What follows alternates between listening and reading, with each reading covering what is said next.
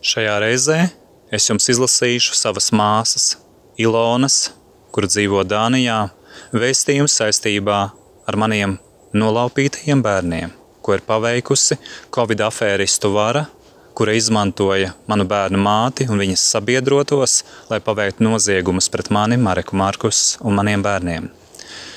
Ilona, mana māsa, raksta šo vēstuli manas bijušās šī laika dzīves draugam Kasparam Kārkliņam.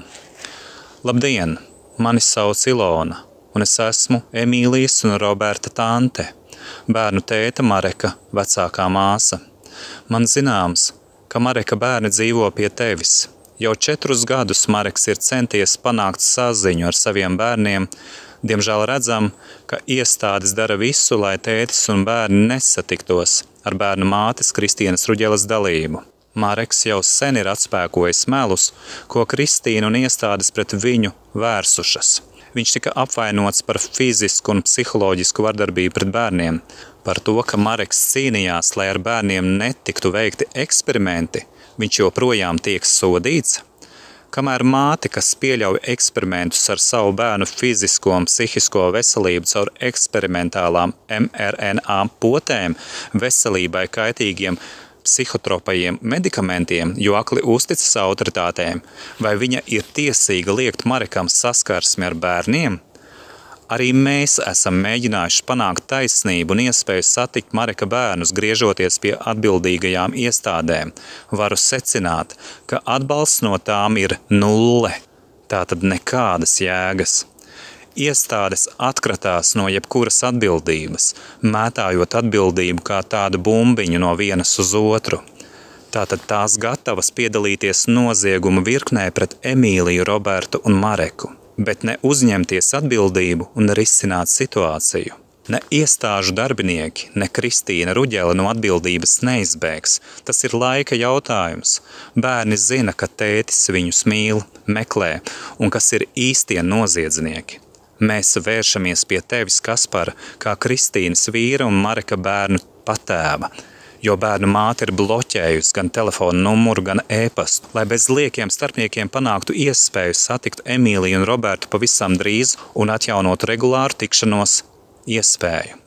Mareks, es ar vīru, mūsu bērni, Katrīna, Ralfs un Emīls, vecmāmiņa un vecstāvs Valmierā un citi, pirms 2020. gada pat iedomāties nevarējām, ka viltus pandēmijas dēļ mūsu kontakts varētu tikt pārtraukts. Un tagad jau ir pagājuši tevi 4 gadi. Tas ir absurdi un nežēlīgi. Mēs pavisam nesen redzējām kādu video ar Emīliju un Robertu pēc gandrīz 4 gadu pārtraukuma. Pēc bērnu acīm un ķermeņa valodas redzams, ka tie ir nelaimīgi bērni, kas cieš. Viņiem ir atņemta iespēja būt kopā ar savu tēti. Nekas nevar aizstāt tēva mīlestību. Īpaši Emīlijas acīs redzamas sāpes, zudis dzīves prieks. Viņa dara visu, lai izdabātu pieaugušajiem. Melus nevar pārvērst par taisnību ne ar kādu naudu. Bērniem trūks tēta. Kristīna ir melojusi iestādēm par Mareku, sagrozījusi taisnību, lai panāktu savu. Tur tas ir pieņemta lieta, bet viņa nevar turpināt bērniem melot.